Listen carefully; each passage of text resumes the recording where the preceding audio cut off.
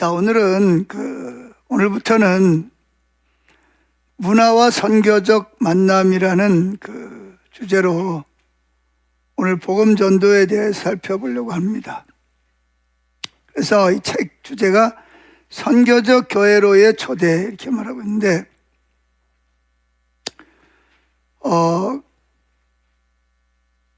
이거 좀 읽어가지고 오신 분 계세요? 읽어가지고 답을 써가지고 오신 분 계세요? 이걸 여주 목사님 말씀하시는 걸 많이 들었는지 모르겠지만, 이게 지금 이 사권에서 나오는 단어들이 굉장히 좀 난해한 단어들이 많이 사용되고 있습니다. 철학적이고 그런 단어들이 좀 많이 있어서 좀 이렇게 설명이 좀 많이 필요합니다. 자, 그래서 오늘은 복음 전도 주제를 가지고 이제 우리가 살펴볼 건데요. 거기 서론을 한번 보실래요? 주여 참고도서하고 서론에 보면 우리가 선교적 삶을 살려면 문화와의 선교적 대면이 불가피합니다. 우리는 선교적 삶을 살되 우리 주변 문화 가운데서 그 삶을 살기 때문입니다. 문화와의 선교적 대면을 위해 우리는 한편으로는 복음을 잘 알고 다른 한편으로는 주변 문화를 잘 알아야, 첫째는 뭘 잘 알아야 된다고요? 복음이 뭔지를 잘 알아야 되고, 또 다른 한편으로는 주변 문화를 잘 알아야 합니다. 그런데 우리 주변 문화는 결과 복음에 호의적이지 않습니다. 그러니까 복음을 쉽게 인정하지 않는다는 거죠. 많은 경우 복음에 적대적이거나 반그리스도적, 적대적이라는 게 뭐죠? 복음을 인정하지 않고 반대하는 것, 반그리스도적, 그리스도가 하나님이라는 것을 반대한다는 거죠. 더 나아가 우리는 모든 문화를 구속하도록, 다시 말해서 모든 문화를 성경적인 가치 위에 세우도록 부름을 받았습니다. 그랬습니다. 자, 그러면 제일 먼저 우리가 생각할 것은 이제 문화와 선교적 만남인데, 그럼 여기서 문화가 뭐예요? 문화. 누가 문화에 대해서 설명 좀 해보실 수 있는 분?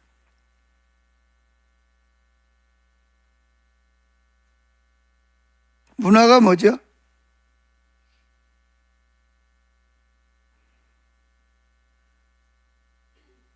자, 그러면 문화에 대해 나중에 설명하고, 선교가 뭐예요? 선교가 뭔지 아시는 분? 선교.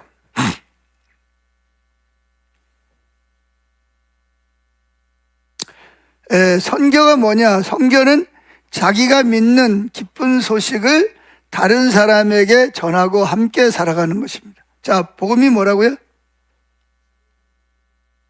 자기가 믿는 복음은 무슨 뜻이에요? 복음이라는 말은 기쁜 소식, 좋은 소식이라는 뜻이잖아요. 그렇죠? 하나님, 죄로 인해서 하나님과 원수된 우리를 예수님의 십자가를 통해 다시 뭐하게 하신 거예요? 화목하게 하시고, 죄로 인해서 멸망당해야 될 우리를 뭐한 거예요? 예수님을 인해서 구원받게 하는 가장 기쁜 소식, 가장 좋은 소식이란 말이에요. 그걸 이제 복음이라 그러고, 그럼 선교는 뭐냐? 선교라는 말은 원래 라틴어에서 나온 말로서 미션이라는 말이에요. 미션이라는 말은 뭐냐? 보냄을 받다, 보내다. 하나님이 우리를 보내시잖아, 그죠? 하나님이 예수님을 보내시고 예수님이 제자들을 보내잖아, 그죠? 그래서 여기서 이제 중요한 것은 선교라는 게 뭐냐? 선교라는 것은 좋은 소식을 나누도록 보냄을 받았다, 그런 뜻입니다. 좋은 소식을 뭐라고요? 나누도록 보냄을 받았다, 그런 얘기입니다. 그래서 쉽게 말하면 선교라는 말의 의미는 단순히 전도만 하는 것보다는 좀 더 넓은 개념이라고 보면 되겠습니다. 좋은 소식을 나누는 것, 내가 믿는 것을 말과 삶으로 전하는 것, 이걸 선교라 그런 거예요. 뭐라고요? 내가 믿는 복음을, 예수님을 말로 전할 뿐만 아니라 그 예수 믿는 삶을 살아내는 것을 선교라고 말합니다. 그러니까 선교라는 것은 내가 믿는, 내가 만난 예수 그리스도를 말로 전할 뿐만 아니라 실제로 예수님을 믿는, 예수님의 삶을 닮아가는 삶을 살아내는 것을 뭐라 그러냐? 선교라고 말합니다.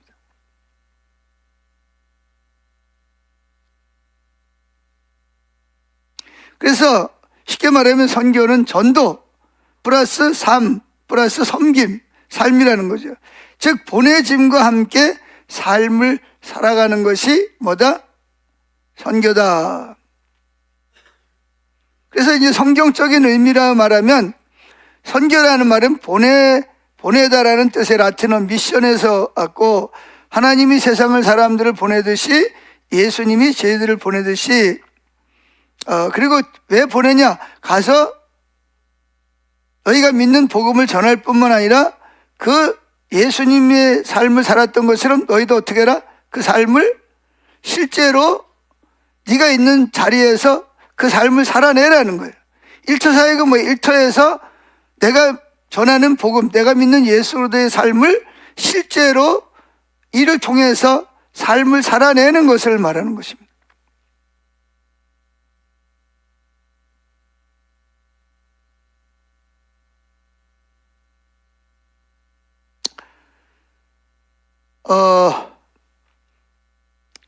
그러면 문화가 뭐냐? 문화에 대해서 한번 살펴보겠습니다. 문화.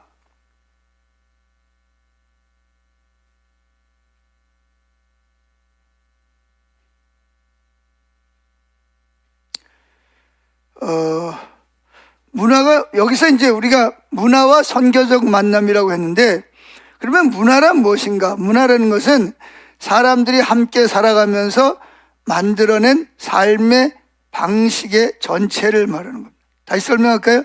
사람들이 함께 살아가면서 만들어낸 삶의 방식, 그 전체를 뭐라 그러냐면 문화라고 말합니다. 쉽게 설명하면. 더 깊이 생각하면 어떻게 생각하고 어떻게 행동하고 무엇을 중요하게 여기고 어떤 의미를 부여하는지, 이런 것들이 문화라고 하는 것입니다. 좀 더 쉬운 말로 말하면 사람들이 당연하다라고 느끼며 사는 방식이에요. 그래서 눈에 보이는 문화 방식이 있고 보이지 않는 방식이에요. 보이는 건 뭐죠? 쉽게 가장 많이 보일 수 있는 눈에 보이는 문화가 뭐예요? 음식. 문화의 차이가 있잖아요. 그게 제일 먼저 볼 수 있는 게 뭐냐면 음식입니다. 음식. 어떤 음식을 먹냐. 그 전통적으로 내려오는 그런 문화들이 있어요. 그런가 하면 뭐지? 옷, 어떤 옷을 입고 다니냐. 또 뭐죠? 옷, 건축. 집을 지을 때 어떻게 집을 짓는가. 이런 건축 양식. 또는 뭐예요? 눈에 보이는 것 중에는 언어, 인사법. 인사할 때 뭐 우리는 진지하셨어요? 우리 왜냐하면 맨날 굶어 살았으니까. 그 식사하셨어요? 이 말은 참 슬픈 인사예요.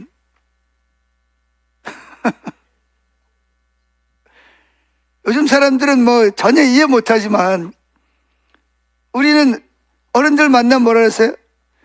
진지 잡수셨어요? 식사하셨어요? 이렇게 하도 많이 굶으니까. 이게 문화예요, 문화. 그 다음에 언어. 어떤 언어를 사용하느냐. 또는 예술. 뭐 K-팝. 그래가지고 뭐 그 K-팝에 뭐 오늘 세계적으로 이렇게 유명한 그러잖아요. 그죠? 눈에 보이지 않는 문화가 또 있어요. 그게 뭐죠? 가치관. 그 사람이 가지고 있는 가치관이, 한국 사람들은 가치관이 한국 사람들만이 가지고 있는 가치관, 세계관. 눈에 안 보이지만 똑같은 한국 사람이지만 기독교인들이 가지고 있는 세계관이 있고 불교인들이 가지고 있는 세계관이 있고 무신론자들이 가지고 있는 세계관이 달라요. 또 보이지 않는 것 문화 중에서 무엇이 옳고 그른지에 대한 기준이 달라요. 우리나라는 뭐죠? 우리나라는 어른이, 아니 임산부가, 노인이 기차를 타면, 버스를 타면 어떡하죠? 자리를 양보하지. 양보 안 하면 어떻게 돼요? 막 쏘죠. 막 눈으로 막 이렇게. 왜 그러죠? 근데 다른 나라에 가면 누가 노인네가 밖으로 나오라 그랬어? 서 있든지 말든지 그건 뭐 이게 문화예요.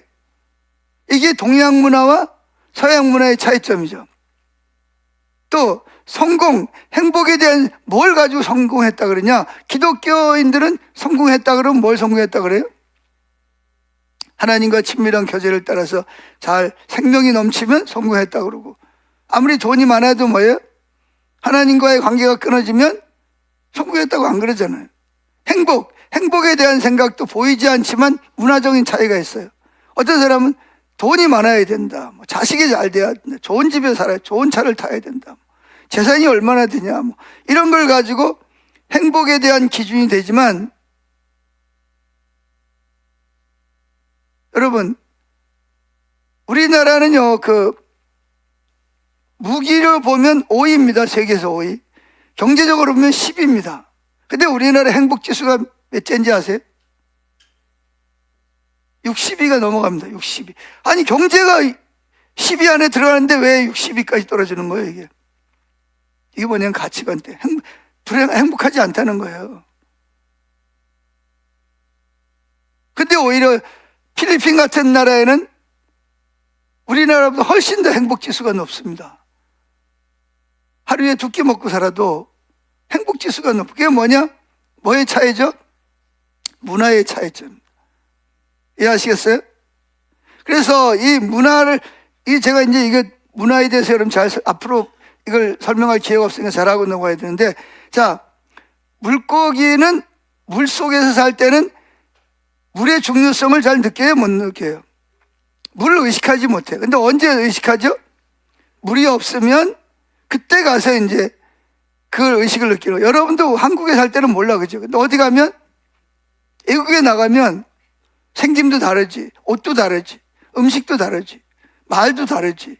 이게 문화가, 이걸 뭐라 그러죠? 문화적 차이라 그러는 거예요. 그래서 문화라는 것은 물고기에게는 물과 같은 거예요. 그래서 지금 우리나라 사람들이 미국으로 이민 가거든요. 뭐 영국이나 이민 갔다가 오래 못 살고 뭐 하죠? 돌아옵니다. 왜 돌아오죠? 문화적 차이 때문에 못 사는 거예요. 음식도 우리는 뭐 해야 돼요? 국 끓여야지, 반찬 여러 가지 해가지고 밥 해가지고 뭐 그 사람들은 뭐 먹어요? 제가 그 미국에 집회를 갔잖아요. 근데 어떤 분이 날 보고 식사 대접을 한대, 은혜 받았다고. 그래서 어디 식당으로 데려가는가 보다. 어디로 데려갔겠어요? 빵집으로 들어가가지고 빵을 사주면서 뭐, 아니 아침부터 일어나자마자 빵을 먹으라니. 야, 그거 안 먹는다 말도 못하고 참 그거 먹느라고 힘들었습니다. 그게 뭐 차이죠? 그러니까 거기가 살면 힘든 거예요. 언어도 안 통하고 또 은근히 또 뭐예요? 이렇게 뭐 무시하고요. 그럼 문화는 어떻게 생겨나느냐? 문화는 역사 또는 종교, 신앙, 기독교의 문화가 다르고 불교 문화가 다르고 회교 문화가 다릅니다. 또 환경, 어떤 기술, 공동체의 경험, 이런 게 쌓여서 뭐가 생기는 거죠? 문화라는 것이 만들어지는 거예요. 그런 문화의 특징이 있습니다. 특징. 문화의 특징은 타고나는 게 아니에요. 내가 만약에 미국에서 태어나면 미국 문화를 배우면서 습득하는 거예요. 문화는 뭐냐? 배워지는 거다. 두 번째, 공유되는 것, 변하는 것. 문화는 계속 변해요. 한 사회의 정체성을 만들어요. 그래서 한마디로 말해서 문화는 사람들이 함께 살아오면서 쌓아온 생각과 삶의 습관의 총합이다. 그러니까 지금까지 이야기한 거는 뭐 세계관, 자연주의 뭐 이런 것들이 있는데, 하여튼 지금까지 문화에 대해 설명을 했습니다. 자, 문화가 좀 이해가 됐나요? 문화가 뭔지는 하여튼 뭔지는 모르지만 하여튼 대충은 문화는 그런 거로구나, 이렇게만 이해를 하면 되겠습니다. 그럼 복음이 뭐죠? 복음?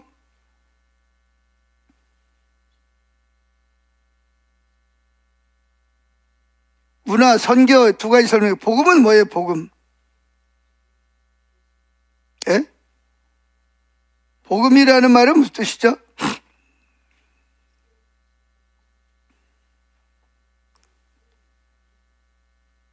복음이라는 말은 기쁜 소식이라는 뜻이죠. 기쁜 소식.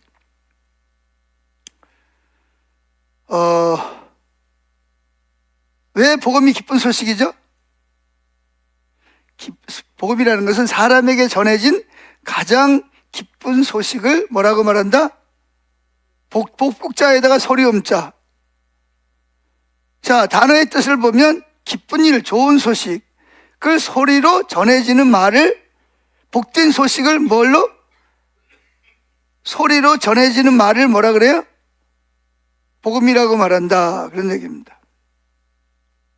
자, 그래서 성경에서도 원래 복음의 뜻은 누군가에게 너무 좋은 일이 생겼다는 것을 말로 전해지는 것을 복음이라고 말하는 것입니다. 그러면 기독교에서 말하는 복음이란 기쁜 소식은 뭘 말할까요? 하나님과 죄로 인해서 원수되었던 사람이 예수님의 십자가를 통해서 다시 뭐가 됐어요? 하나님과의 관계가 회복되고 구원을 받았다는 겁니다. 아주 쉬운 이야기로 하면 길을 잃고 돌아갈 수 없는 사람이 있어요. 그런데 돌아가는 뭐예요? 길이 열렸다는 거예요. 좋은 소식이잖아요. 한 문장으로 말하면 복음이란 예수님을 통해 살아갈 길이 열렸다는 기쁜 소식이라는 것입니다. 그래서 복음이라는 것은 명령이 아니라 소식입니다. 소식. 은혜의 이야기. 자, 그래서 짧게 복음을 요약하면 복음은 사람이 하나님께 갈 수 있는 방법이 아니라 하나님이 사람에게 오셨다는 소식입니다. 설명할게요. 뭐라고요? 복음은 사람이 하나님께 갈 수가 없어요. 죄를 지어서. 그래서 누가? 하나님이 사람에게 오셨다는 좋은 소식입니다. 왜? 내가 그분에 가야 되는데 갈 수가 없는데 그분이 우리에게 오셨다는 소식이죠. 그래서 우리는 뭐가 됐어요? 우리는 구원을 받게 되었다 하는 것입니다. 자, 여기까지 문화와 선교적 만남, 복음 전도까지 이야기를 했고, 그러면 한번 넘어가 보죠. 자, 선교적 대면을 위해 우리는 이걸 설명하려면 여러분 그냥 같이 한번 읽어가면서 설명을 해야 될 것 같아요. 그냥 제가 쭉 설명하면 이게 어려워서 이게 무슨 말인지를 잘 못 알아듣습니다. 그래서 그냥 저와 여러분이 같이 읽고 같이 좀 살펴보면 좋을 것 같아요. 자, 같이 읽어볼까요? 선교적 대면을 위해 우리는 복음을 잘 알아야 합니다. 복음은 더 나아가서 어딘지 잘 몰라요? 내가 책을 안 가져와가지고 책 좀 가져와 보세요. 서론 부분을 한번 보세요. 서론.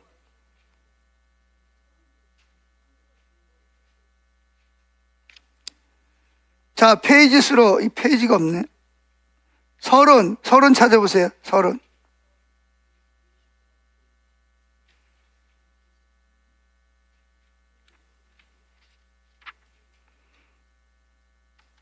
자, 23쪽 지나서 넘어가면 서론 참고도서 쭉 나오죠? 뭐 참고도서는 우리가 읽을 필요 없고, 그 밑에 보면 선교적 삶을 살려면 나오나요? 다 찾았죠? 가져가세요.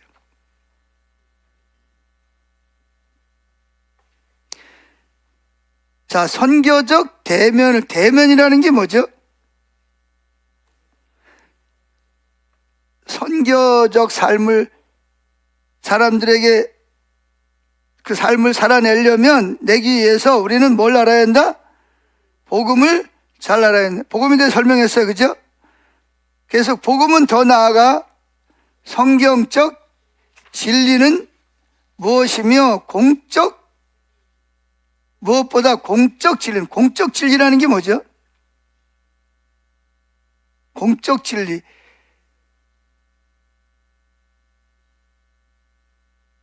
공적. 그러니까 우리나라에 보면 법을 어기면 어떻게 돼요? 반드시 법은 뭐 해야 돼요? 지켜야 돼요. 왜 그러죠? 공적이기 때문에 그런 거예요. 그러니까 예수를 믿고 예수님 말씀하신 대로 사는 것이 뭐가 돼야 돼요? 공적 진리. 진리라는 것은 변하지 않는다는 거예요. 영원히 불변하다는 거예요. 완전하다는 거죠. 세월이 지나도. 근데 공적이라는 말은 무슨 말이냐? 공적이라는 말은 정치, 경제, 문화 이것 뜻이 모든 사람들에게, 개인에게도 진리이고, 국회에 가도 뭐 해야 돼요? 진리고, 법원에 가도 판사도 진리고, 경찰도 진리고, 이걸 공적 진리라고 말합니다. 자, 하여튼 읽어보죠. 읽으면 더 설명하죠. 선교적 삶을 위해 우리는 이 사실을 분명하게 인식해야 합니다. 뭘 인식하라는 거예요? 성경적 진리는 무엇보다 공적 진리라는 거죠. 성경적 진리, 성경에 나오는 성부 하나님, 성자 하나님, 성령 하나님과 그분이 천지를 창조하시고 인간이 타락하고 타락한 인간을 위해서 예수를 보내주시고 예수님이 오셔서 우리를 구원하시면서 이렇게 살아라, 말할 때는 이렇게 하고 행동할 때는 이렇게 하고 이렇게 하라, 이런 모든 것이 뭐가 되어야 된다는 거죠? 공적 진리가 되었다는 거예요. 어떤 예수 믿는 사람, 교회에서만 진리가 아니라 국회에서도 진리고 대통령실에서도 진리고 의회에서도 진리고 누구에게나 다 뭐가 되어야 된다? 이게 공적이라는 말은 모든 사람에게 다 뭐가 된다? 진리가 돼야 된다. 참이 돼야 된다는 거예요. 이게 이제 이 문화적 만남과 선교에서 이 책에서 제일 강조하는 게 앞으로 계속 강조할 게 이거거든요. 성경적 진리는 무엇보다 뭐라고요? 공적 진리라는 말은 예수 믿는 사람에게만 진리가 아니라 안 믿는 사람들에게도 이게 하나님의 말씀이 진리가 돼야 된다는 거예요.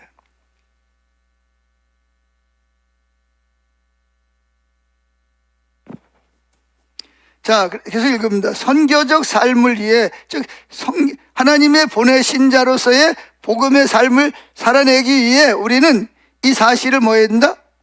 분명하게 인식해야 합니다. 복음은 우리에게 기쁜 소식, 복음은 단순히 개인적인 위안과 만족을 위한 것이 그러니까 이 복음이라는 것은 단순히 예수 믿는 사람들에게만 위안과 만족을 주는 것이 아니라는 거예요. 왜? 예수님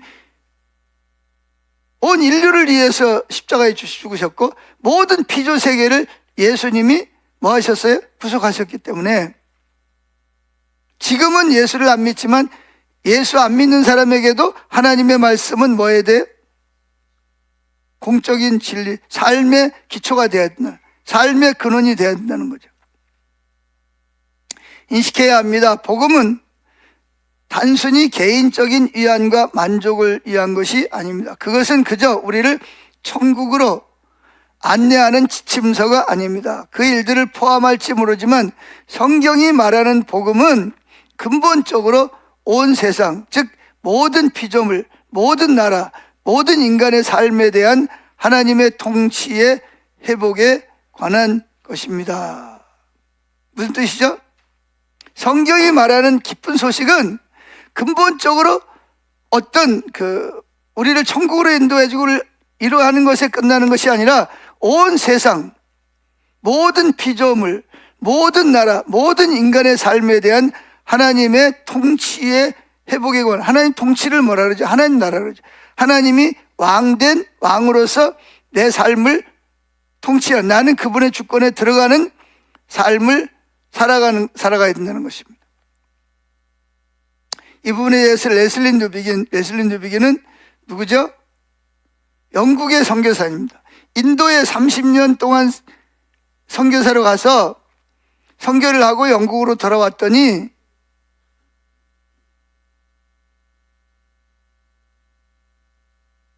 이 성경 진리가 뭘로 변해버렸어요? 레슬리 누비긴이 선교사로 파송되기 전까지만 해도 영국에서는 믿는 사람이건 안 믿는 사람이건 성경적 진리가 공적 진리처럼 인정을 했는데, 레슬리 누비긴이 인도에 가서 30년 동안 복음을 전하고 돌아왔더니 기독교 성경 진리가 뭘로 내려앉고, 개인적인 진리로 내려앉고, 공적 진리에서 뭐가 빠져버렸어요? 성경적인 진리가 빠져서 어디로 내려가 버렸어요? 개인적인. 예를 들면 이거예요. 우리나라에도 초대 국회를 시작할 때 이승만 대통령이 어떻게 했죠? 거기에 있는 장로님에 보고 뭘 하라고 시작하라고 그랬어요? 국회를 지금 개회하는 거예요. 처음에 1기 국회를 시작하는데, 이승만 대통령이 거기에 있는 장로님에게 뭘 하라고? 아무개 장로님 기도하시고 국회 회의를 시작합시다. 그러니까 이게 우리나라 국회예요. 그런데 아무도 거기에 대해서 뭘 달지 않았어요? 토를 달지 않았어요. 의장, 왜 당신들은 기독교니까 기도하지만 우리는 예수 안 믿는데 왜 기도합니까? 이런 말 안 했다고요. 당연히 뭐예요? 국회를 시작하기 전에 뭐 하는 것이? 기도하는 것을 안 믿는 사람들도 당연하게 생각했다는 거예요. 왜 그러죠? 그때만 하더라도 독립운동을 시작한 사람들이 누구예요? 기독교인 교회, 유관순 누나 같은 교회 다니는 자매가 그 시작을 했고, 또 독립운동한 사람이 대부분이 누구예요? 기독교인이었고, 독립자금 대준 사람이 대부분이 기독교인이었고, 물론 기독교인 아닌 사람도 있어요. 뭐 불교인도 있었고 있어요. 그러나 주가 누구였어요? 주류가 기독교인이었거든요. 그러니까 성경적인 진리가 당연히 공적인 진리로 받아들였어요. 그런데 세월이 흐르면서 어떻게 됐어요? 공적인 진리가 무엇으로? 개인적인. 그러니까 이거에 회사에서 이제 내가 주일날을 이제 주일이잖아, 그죠? 그러니까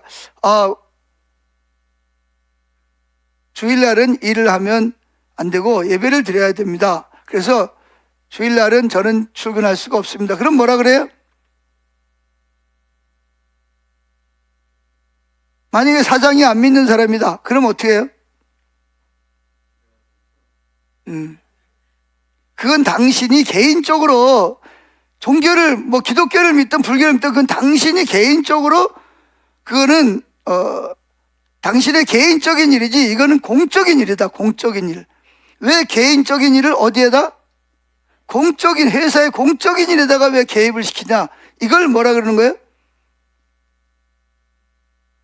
원래 회사에서 하는 모든 일이 뭐에 근거해서 해야 돼? 원래 성경적인 진리에 근거해서 회사가 운영이 되고 주일도 지켜줘야 되는데, 근데 어떻게 생각을 해요? 여기는 어디니까? 공적인 회사니까 당신이 기독교에는 예수를 믿건 뭐 불교를 믿건 누굴 믿건 그건 당신이 뭐 하는 거예요? 알아서 할 일이고, 그렇게 하려면 뭐해라 사표를 쓰든지 회사에 뭐 하든지 출근하든지 둘 중에 하나를 하시오. 이게 뭐냐면, 근데 여러분이 중세 때까지만 하더라도 주일날 회사가 쉬는 거는 뭐예요? 한마디로 말해서 당연한 거였어요. 그러니까 한 가지 그냥 예를 들어 설명하는 거예요. 그래서 중세까지만 하더라도 하나님 안 믿는 사람들도 뭐예요? 하나님이 만물을 창조하셨다. 이거를 당연하게 받아들였다니까요. 공적인 진리니까. 그래서 여러분들이 선교적 삶을 살기 위해서는 이 사실을 분명하게 인식을 해야 됩니다. 예를 들면 여러분 가정에서 어떤 문제가 생겨서 의견 차이가 있어요. 부부 사이에, 부모와 자녀 사이에 의견 차이가 있습니다. 그래서 서로가 의견을 주장하다가도 뭐가 나오면, 성경적인 진리가 나오면 어떻게 해야 돼요? 양쪽이 다 뭐 해야 돼요? 다 잠잠하고 뭘 받아들여야 돼요? 성경적인 진리를 받아들여야 되는 거예요.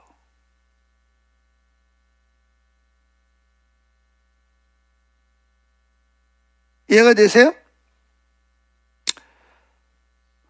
이걸 공적 진리, 개인적인 진리, 이걸 잘 설명을 해야 되는데, 자, 하여튼 넘어가 봅시다. 자, 이걸 인식할 필요를 반복적으로 강조한다. 그 다음에 읽어보죠. 선교적 대면을 위해 우리는 주변 문화를 잘 알아야 합니다. 그 중에서도 특히 현대 서구 문화를 잘 알아요. 우리는 무슨 문화죠? 우리 동양 문화입니다. 근데 무슨 문화를 잘 알아야 된다? 서구 문화. 원래 서구 문화는 어떤 문화였어요? 원래 서구 문화는 기독교 문화였단 말이죠. 그런데 기독교 문화가 모더니즘에 의해서 무너지고 지금은 포스트 모더니즘이 돼버린 거예요. 그러니까 이 말이 무슨 말인지 이해하시는 분 있어요? 꼭 무슨 철학 시간 같네, 참. 자, 우리가 서구 현대 문화를 잘 알아야 되는데, 현대 서구 문화는 경제 세계화와 아울러 우리나라를 포함해서 전 세계로 확산되고 있을 뿐만 아니라 역사상 가장 강력하고 전 세계에서 복음에 대한 가장 위험한 적으로 활동하고 있기 때문입니다. 원래 미국이란 나라가 최초로 세워진 때가 언제죠? 누구에 의해 세워졌어요? 청교도에 의해서 세워졌죠. 그럼 청교도. 원래 영국은 어떤 나라였어요? 영국은 원래 해적의 나라잖아요. 해적. 섬나라이기 때문에 지나가는 배를 습격해가지고 그걸 뺏어가지고 사는 해적의 나라였단 말이에요. 그런데 뭐가 들어가면서? 복음이 들어가면서 그 영국이 여왕이 예수를 믿고, 빅토리아 여왕 같은 경우는 예수를 믿고 모든 법을 어디에 근거해서? 성경의 진리에 근거해서 법을 만들었습니다. 그래가지고 빅토리아 여왕 같은 경우에는, 빅토리아라는 말은 승리라는 뜻이잖아요. 그래서 빅토리아 여왕은 뭐예요? 집무실에도 성경, 집에 가서도 성경, 심지어 뭐예요? 마차 위에도 성경, 심지어 화장실에 가서도 뭐가 있어요? 성경을 두고 성경을 읽을 만큼 빅토리아 여왕이 하나님께 신실한 사람이었어요. 그래서 빅토리아 여왕 때는 영국이 얼마나 흥왕한 나라였느냐? 뭐가 지지 않는 나라? 해가 지지 않는 나라는 말이 무슨 말이죠? 땅덩어리가 아주 넓단 말이에요. 여기서 해가 뜨면 저 뒤엔 해가 안 지잖아요. 근데 여기 해가 지고 여기 해가 뜨면 여기는 해가 안 뜨지만 해가 또 이쪽으로 넘어가면 어디가? 이쪽이 또 해가 뜨는 나라. 그러니까 항상 태양이 머물러 있는 나라. 그만큼 땅덩어리가 뭐였다는 거예요? 넓은 영토를 지배하고 있었다는 거예요. 근데 영국이 그렇게 식민지화를 시작한 이유가 뭔지 아세요? 그렇죠. 예수 안 믿는 미개한 사람들에게 뭘 전하기 위해서 강제로라도 예수를 듣게 하고 예수를 믿게 해야 된다. 이게 바로 영국이 다른 나라와 전쟁을 하고 식민지를 시작했던 원인입니다. 그것이 좋은 것은 아니지만 실제적으로 바탕에는 뭐가 있는 거예요? 바탕에는 가라, 복음, 가서 뭐해라? 선교해라. 그걸 실천하기 위해서 많은 나라를 식민지화했다는 걸 기독교적인 관점에서 볼 때는 그렇다는 거예요. 그런데 이제 자세하게 설명하면 좀 교회사를 또 설명해야 되니까, 그런데 이제 이게 영국이 메리 여왕이라는 왕이 되면서 이혼을 해야 되는데 누가? 그때는 가톨릭이 교황이 지배하고 있었잖아요. 교황이 허락을 해요, 안 해요? 왜 허락을 안 하죠? 성경적이지 않아서 이혼하면 안 된다. 그러니까 메리 여왕이 어떻게 해요? 고민하다가 좋다. 그럼 내가 뭐 하겠다. 우리나라에서는 내가 내가 우리나라 왕인데 우리 영국에서 내가 교황이 되겠다. 그래가지고 뭐예요? 교황하고 갈라선 거예요. 그래서 만들어진 종교가 뭐죠? 기독교 종교가 성공회입니다. 성공회. 성공회라는 말 들어봤어요? 성공회가 그래서 생겨난 거예요. 그래가지고 그랬는데 이제 중세 때가 돼가지고 뭐가 일어났죠? 종교개혁이 일어났어요. 종교개혁이 일어나가지고 개신교가 생겨났어요. 그러니까 이제 가톨릭이 누굴 핍박을 해요? 개신교를 핍박하는 거예요. 그러니까 영국에 있는 개신교인들이 그 핍박을 피해서 뭐 다른 나라로 갔다가 다시 돌아왔다가 도저히 못 살겠다. 왜냐하면 뭐 그냥 가족을 다 불에 태우고 재산을 몰수하고 막 그러니까 가톨릭 사람들이. 그래가지고 이제 영국에 있는 102명이 상선을 하나 빌려가지고 어디로 간 거예요? 신대륙으로 그게 어디냐? 미국으로 건너간 거예요. 미국에 건너가가지고 뭐 했죠? 거기에 인디언들이 살고 있는데 인디언들의 도움을 받아서 겨울을 하고 옥수수와 감자를 심는 법을 배워서 그러다 보니까 뭐 가는 동안 뭐 많은 사람이 죽고 또 남은 사람들은 병들고 그래가지고 미국에 도달했는데 어떻게 했든 인디언들이 참 도와줘가지고 그 청교들이 살아났잖아요. 그래서 뭐 했어요? 미국이 뭐 했어요? 나라를 건국을 한 거죠. 조지 워싱턴이라는 사람이 제1대 대통령이 된 거예요. 그래서 뭐예요? 미국이라는 나라가 뭐예요? 최초로 세워지게 됐다는 거죠. 그래서 초창기에 미국의 문화는 다 뭐였어요? 십계명에 근거해서 모든 법이 만들어졌어요. 그러니까 그때는 뭐가 공적인 진리였죠? 학교에서도 당연히 뭘 가르쳐요? 과목 중에서 성경을 가르쳐야 되고 예배를 드려야 되고 기도를 밥 먹기 전에 기도를 해야 되고 공적인 진리였어요. 그런데 이제 뭐죠? 서서히 이제 사람들이 기독교를 떠나면서 뭐가 되죠? 그러니까 모더니즘이 생겨난 거예요. 모더니즘. 종교, 전통, 뭐 이런 것들을 다 무시하고 과학, 이성 이런 것들을 더 앞세우기 시작을 한 거예요. 그러면서 공적인 성경적인 진리가 뭘로? 거기서 자리를 잃어버린 거예요. 그래서 뭐예요? 개인적인 취미가 서로 다르잖아요. 사람마다. 그렇듯이 당신이 취미생활 하는 건 당신이 하는 거고 이거는 공적인 것이기 때문에 당신은 취미생활은 개인과 가정이 하고 이거는 공적인 거니까 개인적인 것을 공적인 거에다가 뭐 하지 마라? 대입시키지 마라. 이렇게 돼버린 거예요. 기독교가 중심에서 뭘로 밀려난 거예요?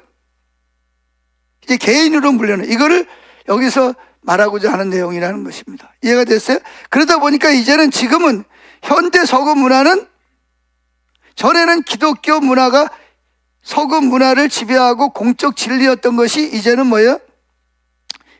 서구 현대 문화가 뭐를 쫓아내는데?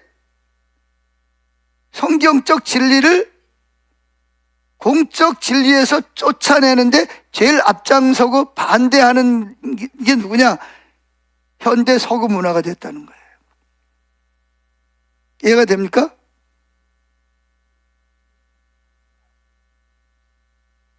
그래서 지금 우리나라도 80년대 부흥이 일어나가지고 굉장히 기독교 국가는 아니지만 기독교가 뭐였어요? 기독교의 하나님 말씀이 그래도 어느 정도 사람들로부터 인정을 받고 그것을 중요시 여겼는데 서구 문화가 한국으로 들어오면서부터 서구처럼 기독교의 공적 진리가 서서히 뭘로? 자리를 잃어버리고 그러니까 도시에 살던 사람이 어디로? 저 변두리로 밀려나게 됐다는 거예요. 아무리 말을 해도 듣지도 않고 그런 결과가 되어버린 거죠. 그래서 현대 서구 문화는 또렷하게 분리되어 있는 두 영역으로 나눕니다. 하나는 정치, 경제, 교육, 법 등 사회의 전반적인 부분이 속한 공적 영역이고, 다른 하나는 개인적 선호를 기초로 한 사적 영역으로서 종교, 도덕, 개인적 신념 등을 그 영역에 포함시킵니다. 그렇습니다. 자, 현대 서구 문화는 사회를 두 가지로 또렷하게 분리를 했는데, 그게 뭐라고요? 하나는 뭐라고요? 공적 진리로서 정치, 경제, 교육, 법 이런 것들을 공적 영역으로 묶어놓고, 또 다른 하나는 뭐예요? 예수를 믿고 하나님 말씀대로 살고 복음을 전하고 이런 거는 다 뭐예요? 개인적으로, 네가 개인적으로 믿으려면 믿고 싫으면 말고, 개인적인 선호를 기초로 해서 사적, 개인적인 영역으로서 종교, 도덕, 개인적 신념으로 그 영역을 쫓아내버렸단 말이에요. 그래서 현대 서구 문화는 그렇게 종교를 개인적 신념 등을 그 영역에 포함시킵니다. 죄송합니다. 제가 잘못 읽었어요. 현대 서구 문화는 그렇게 종교를 그래서 기독교를 사적, 개인적 영역으로 집어넣어 버림으로써 성경적 관점이 진리가 공적 영역에서 합법성을 갖지 못하도록 만들어 버렸습니다. 자, 무슨 말인지 좀 이해가 되나요? 이해가 돼야 안 돼요?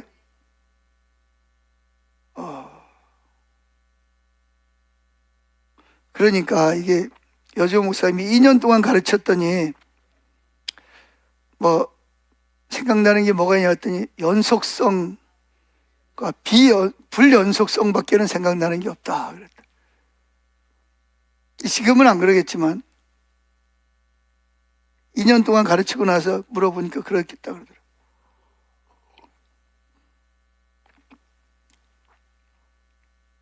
레슬리 누비기는 이거를 기독교인들이 분명하게 인식하고 있어야 된다고 강조하고 있어요. 너무 중요한 이야기라는 거죠.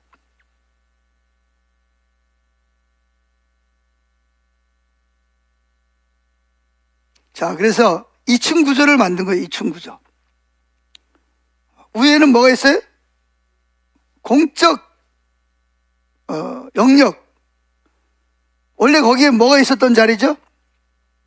기독교, 성경적인 진리가 있던 자리를 아래층으로 빼버렸어요. 아래층은 누가 사는 거예요? 그건 개인적으로 좋아하는 사람들, 취미가 서로 다르듯이, 너 기독교? 그래, 너는 아래층에서 기독교해. 너 뭐 불교? 그래, 너는 아래층에서 불교해. 회교? 그래, 너는 아래층에서 회교해. 즉, 공적 영역에서 뭘 빼버린 거예요? 성경적 진리를 빼서 밑으로 집어넣어버린 거예요. 인정을 해. 근데 그거는 공적 진리가 아니라 뭐예요? 개인적, 네가 선호하는 거, 네가 좋아하는 거, 네가 믿는 건 말 안 할 테니까 그걸 가지고 뭐에는 주장하지 마라. 공적 입장에서는 뭐 하나님이 어떻고 뭐 이런 이야기 하지 말라는 거예요.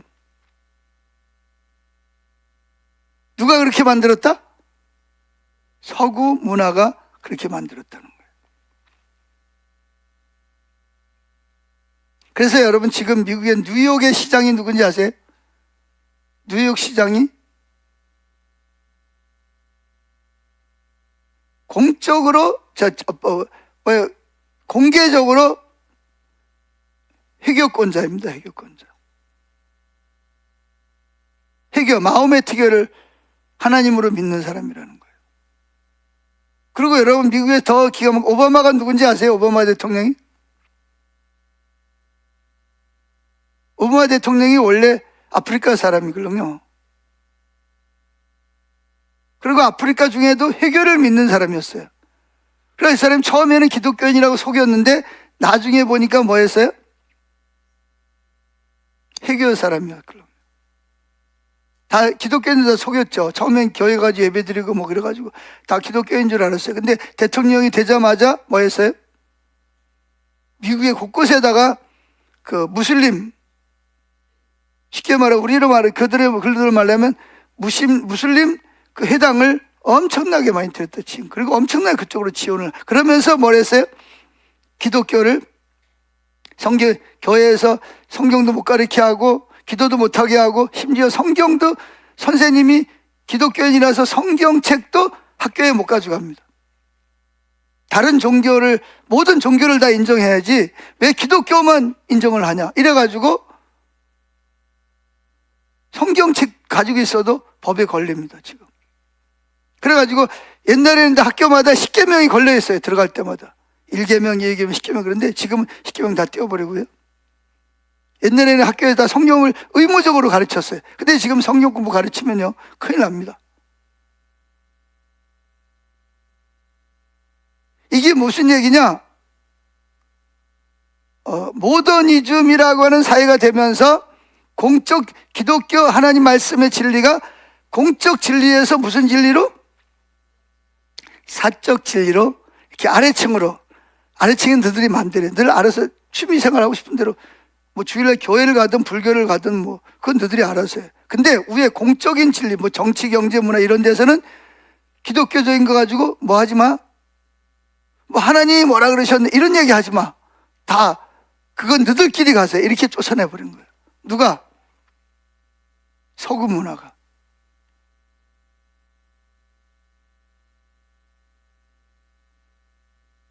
그래서 지금 지금도 그 총리가 영국의 총리가 누구였죠? 바로 지금 말고 직전 총리가 회교권자였습니다.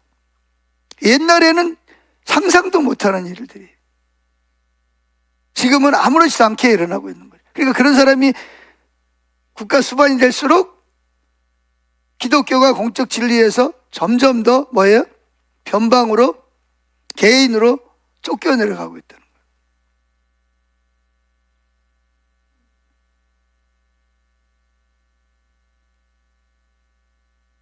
자, 그 다음에 읽어보죠. 같이 읽어봅시다. 시작. 현대 서구 문화와의 선교적 대면에서 매우 중요한 것은 이것은 다른 문화의 경우도 마찬가지입니다. 그 문화의 기저라는 말은 뭐예요? 그렇죠.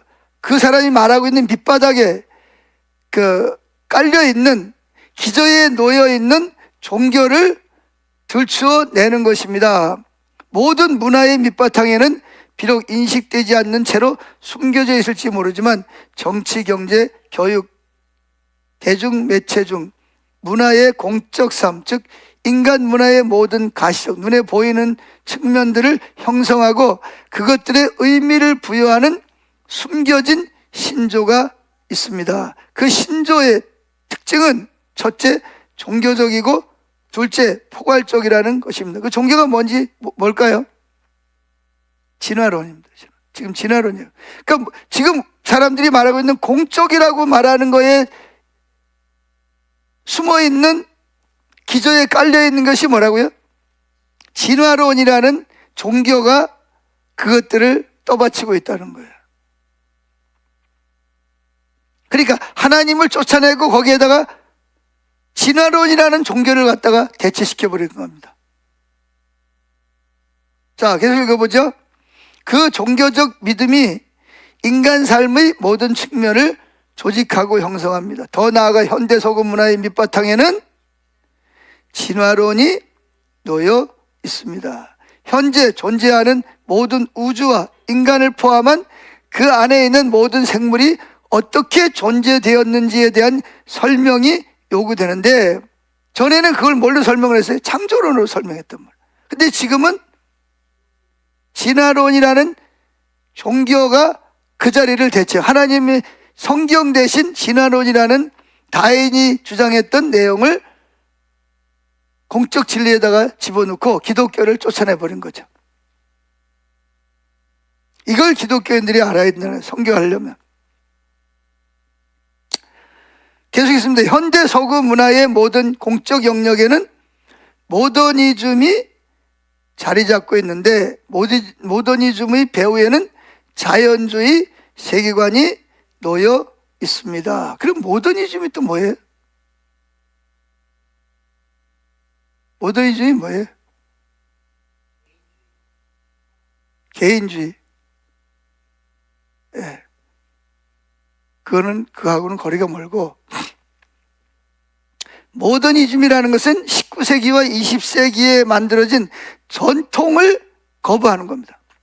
전통적으로 내려오는 종교, 즉 기독교와 같은 뭐 창조론, 뭐 십계명, 성경에 나오는 어떤 윤리, 도덕 이런 거를 다 뭐예요? 거부하는 겁니다. 그러니까 그거는 지금 시대에 안 맞는다. 시대에 맞는 새로운 방식을 찾자. 그러면서 뭐예요? 산업혁명, 과학기술의 발달, 도시와 전쟁. 그래서 이제 이런 것들이 그 전통을 다 무시하는 종교, 뭐 죽으면 천국 간다, 지옥 간다 이런 거 다 뭐다? 이게 다 거짓말이다. 다 무시해버린 거예요.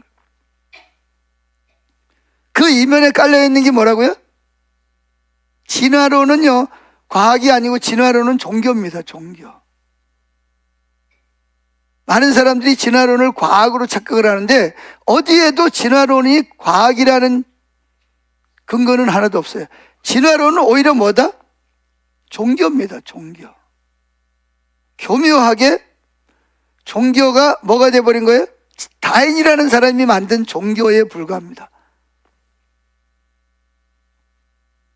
그래서 이 모더니즘이라는 것은 19세기, 20세기에서 만들어진 그 가치관인데 전통에서 전통을 거부하는 거예요. 세상이 이렇게 달라졌는데 과학이 발달했는데 무슨 뭐 영혼이 있고 천국이 있고 무슨 지옥이 있고 하나님이 계시고 옛날 기준을 그대로 쓰는 것은 맞지 않다. 그래서 나온 것이 뭐냐? 모더니즘이라는 것이 나왔어요. 모더니즘이 뭐냐? 이성과 과학을 뭐하자? 믿자. 이성과 과학을 뭐예요? 하나님으로 종교로 믿자는 것입니다.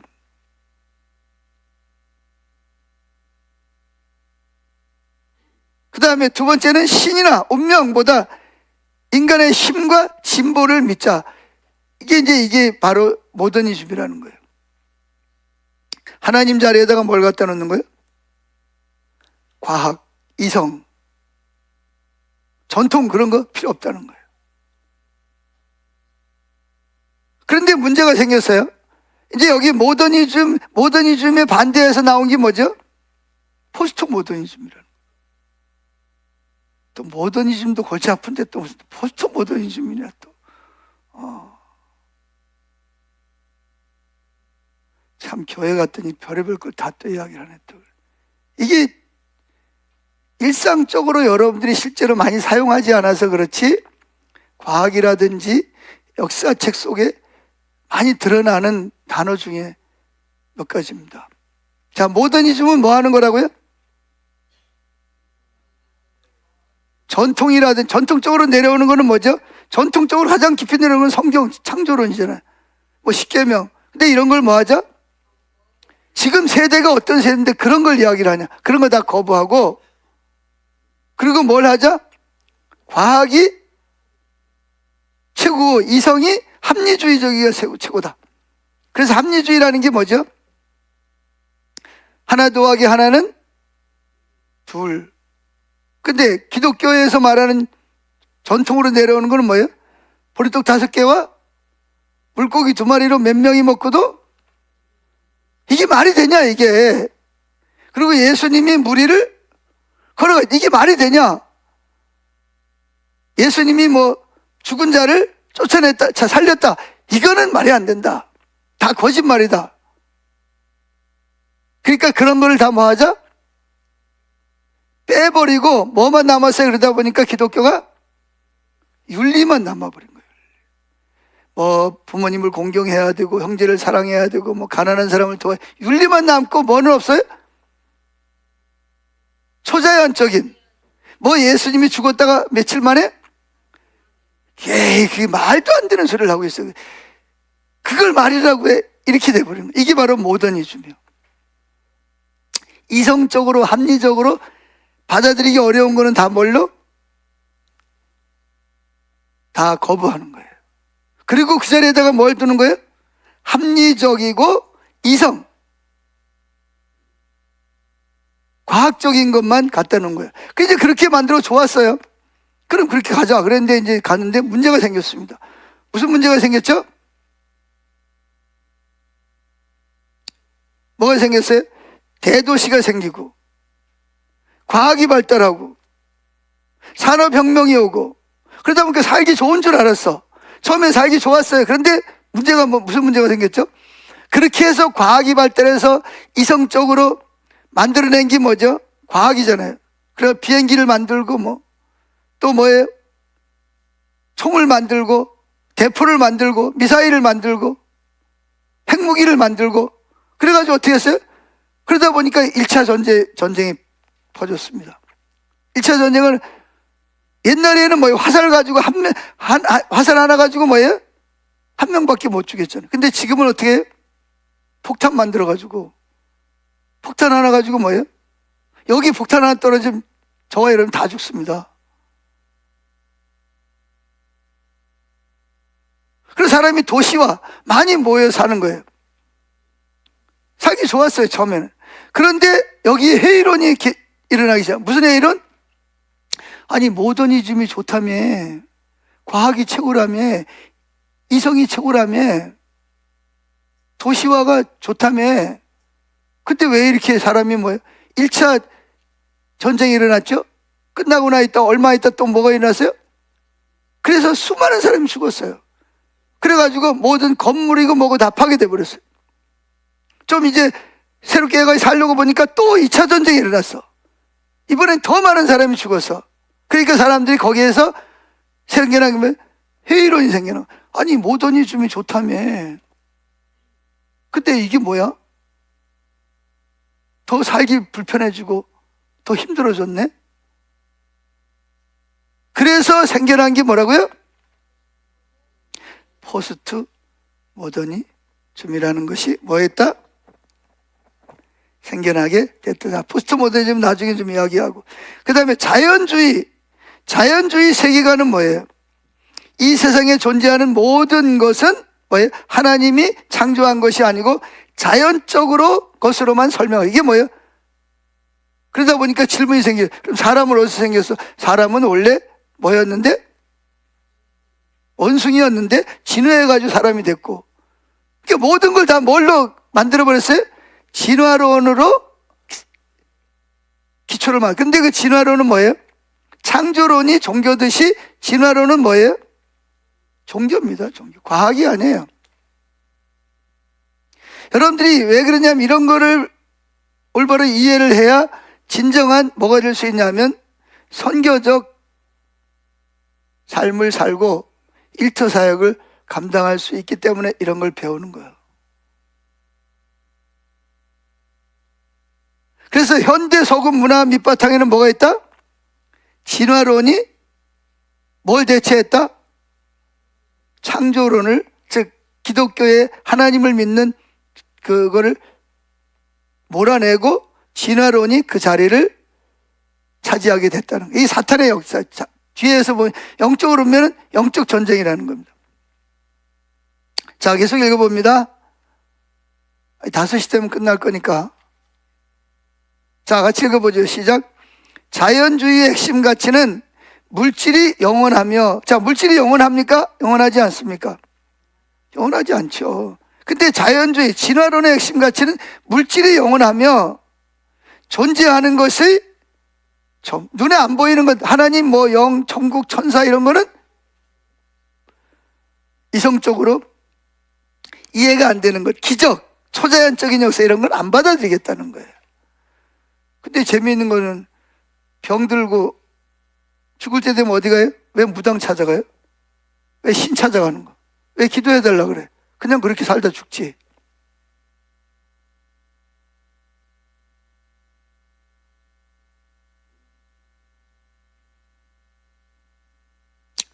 자, 계속 읽어봅시다.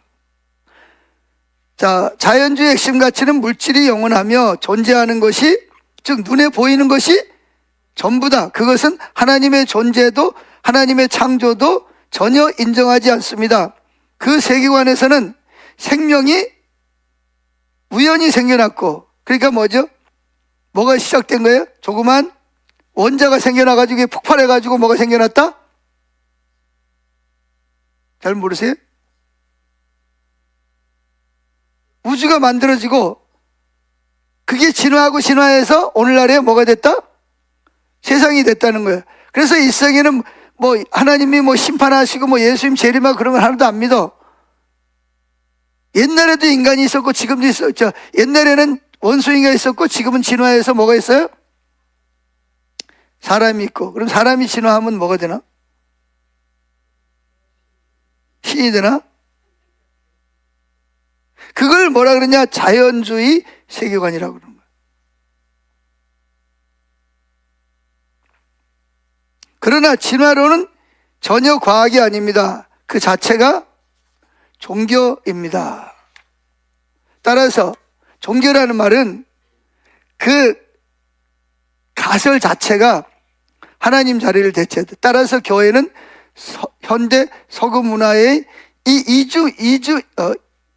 이중 구조, 이층 구조가, 2층 구조가 뭐죠? 위에는 공적 진리, 밑에는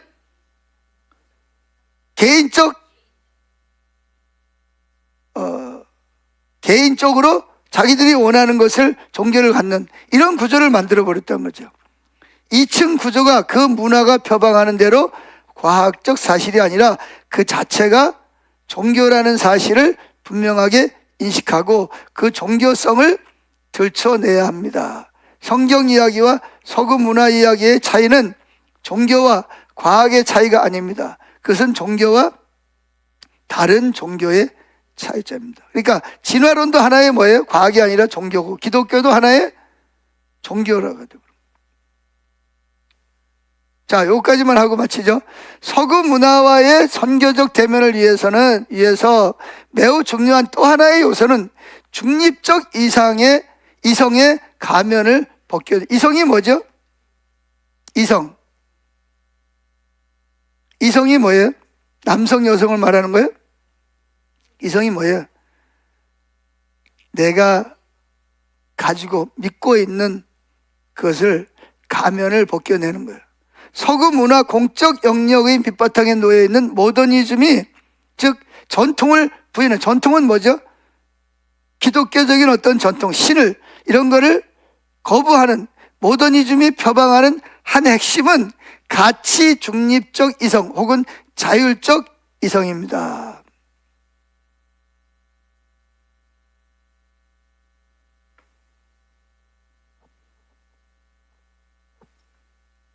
모더니즘에서는 자율적 이성, 그것을 과학적 이성이라고 부릅니다. 조금 더 설명할게요. 이 하나님의 이것들이 자율적 이성, 과학적 이성이 누구 자리를 차지하고 있다? 하나님의 자리를 차지하고 있습니다. 무엇이든 과학적 이성으로 입증될 수 있는 진리 주장만 모든 사회 구성원이 진리로 받아들일 공적인 사실이 됩니다. 반대로 과학적으로 증명될 수 없는 진리, 하나님을 과학적으로 증명할 수 있어요? 없어요? 없잖아요. 초자연적인 거. 진리 주장은 개인의 주관 또는 선호나 취향이라는 낮은 차원으로 밀려나고 문화의 공적인 삶에는 들어설 자리가 없습니다. 그렇게 함으로써 복음은 한낱 개인의 취향이 되고 복음이 진리이며 모든 공적 생활에 대하여 권위가 있다고 주장하는 것은 구시대적 종교적 유물에 집착하는 일이 되어 버립니다. 그러니까 여기에 과학적 이성 또는 자율적 이성이라는 말이 뭐냐? 누가 믿는다라고 말해주지 않은 내가 스스로 생각해서 옳고 그름을 판단할 수 있다라고 하는 거예요. 즉 외부적인 권위에 의존하지 않고 자기 스스로가 결정하는 거예요. 그러니까 내가 보기에 이게 옳다 그러면 옳은 거야. 이게 뭐냐 하면 개인주의 글렁. 개인주의, 인본주의 글렁이야 이게. 자기가 하나님 잘해야 되는 거야. 자, 다시 지금 제가 뭐에 대해 설명하고 있죠? 예? 과학적 이성 또는 자율적 이성, 이성이라는 거, 이성. 자율적 이성, 과학적 이성을 지금 설명. 누가 믿는다라고 말해주지 않아도 내가 스스로 생각해서 옳고 그름을 판단하는 것을 뭐라고 그래요? 자율적 이성 또는 과학적 이성이라고 말합니다. 외부의 권위에 의존하지 않고 스스로 결정. 내가 보기에 뭐가 이건 옳다 그러면 뭐예요? 옳은 거예요. 이게 뭐냐 하면 이게 옳은지 그른지를 뭐 해야 돼요? 전통적으로 내려오는 우리 선조들은 어떻게 생각했고 그 위에 선조들은 이걸 어떻게 생각했는지를 전통에 근거해서 이것이 옳은지 그른지를 결정을 했는데, 자율적 이성을 가진, 그러니까 자기가 모든 우주의 중심이 되는 거예요. 그래서 이것이 다른 사람이 아무리 이것이 잘못됐다 그래도 내가 보기에 이거는 옳은 거야 그러면 그 본인한테는 옳은 걸로 인정을 하는 거예요. 이걸 뭐라 그러냐? 자율적 이성 또는 과학적 이성이라고 해요. 지금 사람들이 그러잖아요.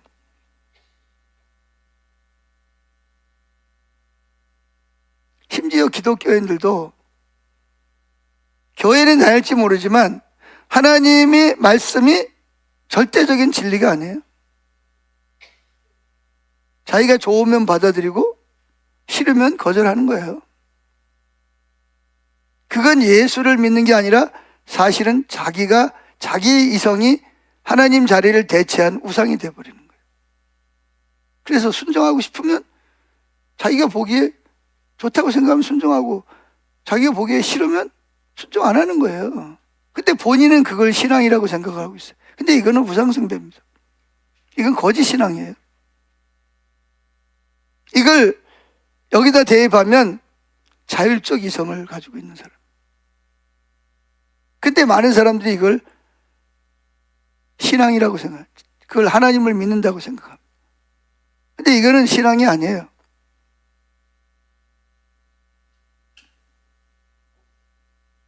그래서 하나님 말씀은 공적 생활에 대한 권위가 있다고 주장을 하면 그 하나님 말씀이 그렇기 때문에 그렇게 살아야 돼. 그럼 뭐냐? 그거는 성경 말씀이고 나는 내가 보기에 좋은 대로 사는 거지. 나한테 그거 강요하지 마. 그건 너한테 네가 그거는 그대로 하든지 말든지 그건 네 자유고 나는 그거 안 받아들인다니까. 난 내 마음대로 산다니까. 근데 본인은 예수 믿는다고 구원받았다고 생각하는 사람이 있어요. 이거는 스스로 속이는 겁니다. 이건 우상숭배입니다. 이게 과학적 이성, 자율적 이성을 가진 사람들이에요.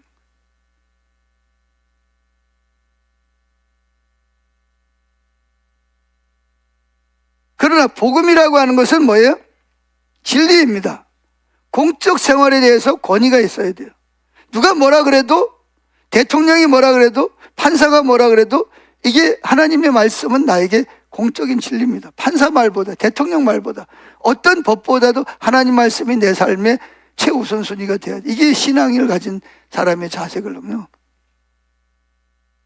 왜? 그분이 가장 권위가 있는 분이니까. 그분은 천지 만물을 창조하시고 그분은 우리를 구원하시고 그분은 이 세계를 다스리고 계시고 마지막에 심판하실 분이라는 것을 확실히 믿는다면 그분은 우리 공적인 진리죠. 그분의 말씀은.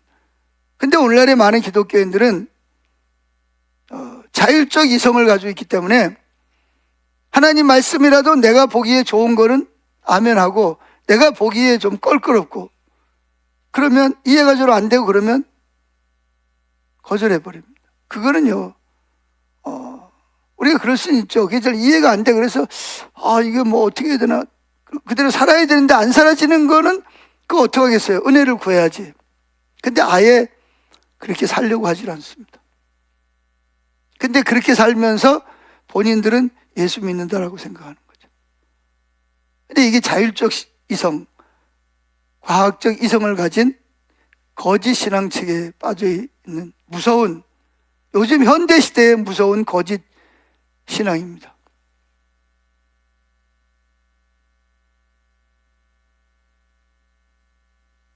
그래서 이 주장은 매우 그럴듯하죠. 매우 그럴듯해. 근데 그건 신화입니다, 신화. 그거 잘못된 거죠. 그 거짓, 현대적 거짓 신앙책의 문제입니다. 자, 오늘 머리 쥐나는 이야기 오래 들어주셔서 감사하고. 질문 있어요, 질문? 이거 짧아서 오늘 다 하려고 그러는데.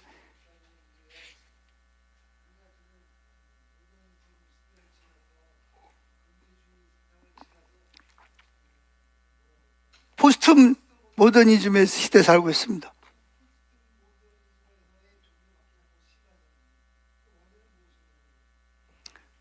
그러니까 진화론이라는 것이 뭘로 포장이 됐죠?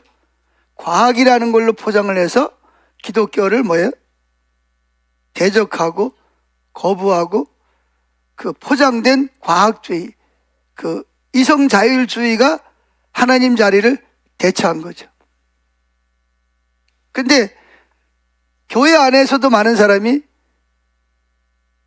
자율주의적, 그 자율이라는 개인이 하나님의 자리에 앉아서 이거는 진리, 이거는 비진리를 본인이 결정을 하는 거예요. 성경도 요거는 내가 받아들일게. 요거는 거절해. 여러분, 신앙인이 그럴 자유가 있어요, 없어요? 없어요. 성경 말씀 무조건 내가 이해를 하든 못하든 그거는 진리고 그건 하나님 말씀입니다. 내가 그렇게 못 살아서 그렇지 그거를 인정을 해야 되는데, 자율적 이성은 뭐예요? 내가 보기에 좋은 거, 그건 오케이. 이건 하나님 말씀이야. 근데 내가 보기에 뭐예요? 지키기 싫어. 그거는 뭐예요? 이거는 하나님 말씀으로 인정할 수가 없어. 이렇게 자기가 그러니까 중심이 돼버리는 거예요. 자율적, 자기가 보기에 좋은 거는 오케이, 싫은 거는 아무리 진리라도 노. 이렇게 이걸 자율적 이성이라고 말하는. 또는 과학이라는 걸 근거를 끌어들여서, 과학은요 증명할 수 있는 것도 있지만 뭐 할 수 있어요? 증명이 안 되는 것도 있잖아요. 사람의 영혼을 과학적으로 증명할 수 있어요? 그럼 영혼이 없어요? 마음을 과학적으로 증명할 수 있어요? 근데 마음이 없어요? 증명할 수 없는 게 너무 많잖아요. 근데 지금은 과학도 그런 걸, 과학의 한계를 인정을 합니다. 과학이라는 거는 뭐냐? 실험실에서 실험을 해서 증명이 되면 인정을 하고, 증명이 안 되면 비과학적인 것으로 몰아붙여버리는 거예요. 근데 여러분, 인간이 어떻게 하나님이라는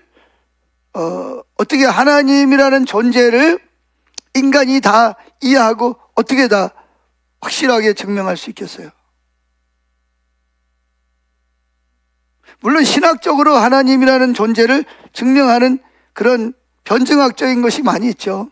많이 있지만, 과학에서 말하는 건 뭐 실험실에서 요거 몇 프로 해가지고 결과가 뭐야? 결과는 뭐 A, B 이렇게 나오면 이것만 인정하겠다는 거예요.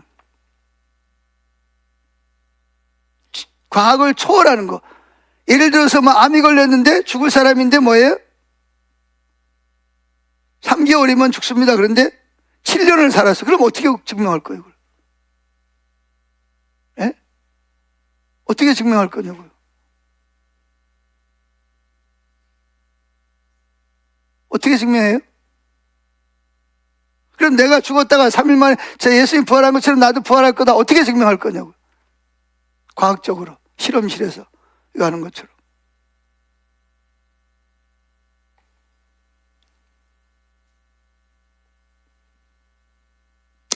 근데 이제 그 세상은 서구적인 그 문화가 교묘하게 진화론을 하나님 자리에다가 앉혀놓고 기독교를 뭐예요? 뭘로? 개인의 선호 사상으로 쫓아내버린 거죠. 그건 너들끼리 해. 근데 무슨 뭐 공적인 일에는 그거 끼워 넣지 마. 이렇게 돼버리는 거예요. 교묘한 거죠. 그러니까. 근데 기독교인들은 그거를 당연하게 또 받아들이고 있는 거예요. 기독교인들은. 그걸 싸워야 되거든요. 그게 아니다. 가정에서도, 회사에서도, 정부에서도, 정치, 경제, 문화, 법, 모든 문화에도 하나님 말씀이 공적인 진리다. 이렇게 뭐 해야 돼요? 강조하고 해야 되는데, 그냥 기독교인들은 그들이 그냥 진화론이라는 종교가 싹 들어와가지고 기독교를 개인의 취향으로 싹 몰아붙이니까, 그래? 그러면서 그냥 보따리 싸가지고 그냥 나가버린 거예요. 그러니까 여기에 이 영국의 선교사님이 30년 동안 인도에 갔다 오니까 그 모양이 됐더라는 거예요, 기독교가. 그래서 이건 아니다. 그래가지고 그때부터 뭐예요? 이 문제를 가지고 대면하고 이걸 가르치고 그래서 여기까지 온 거예요. 그러니까 이렇게 하다 보면 나중에 보면 뭐예요? 진화론, 자연주의적인 세계관이 어린 아이 때부터 그런 세계관에서 가지고 자라면 걔들이 예수 믿겠어요? 아무도 안 믿습니다. 믿을 수가 없잖아요. 어떻게 믿어요? 안 믿어지는데. 내가 하나님인데, 내가 좋은 건 받은 내가 아닌 건 아닌데. 근데 이제 그럴수록 또 하나님은 또 하나님들이 역사하시겠죠. 초자연적인 역사를 통해서 만나주시고 또 뭐예요? 거듭나게 하시고 뭐 치유를 하시고 환경을 통해서 여러 가지 예수를 믿을 수밖에 없도록 만드시죠. 지금도 뭐 어디죠? 중동에서는 특별히 이스라엘 사람들에게는 예수님이 직접 환상 중에 나타나셔서 자신을 증언하고 있고, 그래서 이집트 어디죠? 이란에서는 지금 저 와중에도 기독교인들이 계속 많이 늘어나고 있다고 그러죠. 이란은 그 해교의 종주국이잖아요, 종주국. 그러니까 이제 이렇게 하는 반면에 하나님은 또 뭐예요? 그러니까 초자연적으로, 정말 과학적이 아니라 과학으로는 증명할 수 없는 초자연적으로 하나님이 더 많이 역사하시도록 뭐 해야 돼요? 인정하고 환영하고 받아들여야 됩니다, 교회는. 근데 이렇게 자율적 이성을 가지고 애들이 학교에서 대학교에서 이런 걸 배우고 그러다 보면 어떻게 되죠? 교회를 떠나게 되죠. 교회를 떠나게 되고 다시 돌아오기가 정말 하나님의 역사가 아니면 돌아올 수 없는 강을 건너버리는 거예요. 그래서 이제 말세가 될수록 누가 더 역사를 하셔야 돼요? 성령이 더 강력하게 임재하시고 초자연적으로 역사하셔야 됩니다. 아멘.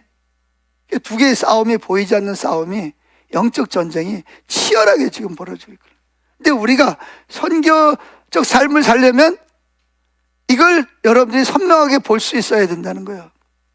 이 레슬리 누비긴이 말을 강조하는 거는 이걸 보지 못하면 선교적 삶을, 선교적 문화 속에, 그래서 문화를 반대하고 또 뭐예요? 대한 문화를 만들어야 된다는 거예요. 이 레슬리 누비긴의 주장을. 그러지 않으면 기독교는 완전히 뭐한다? 없어진다는 거예요.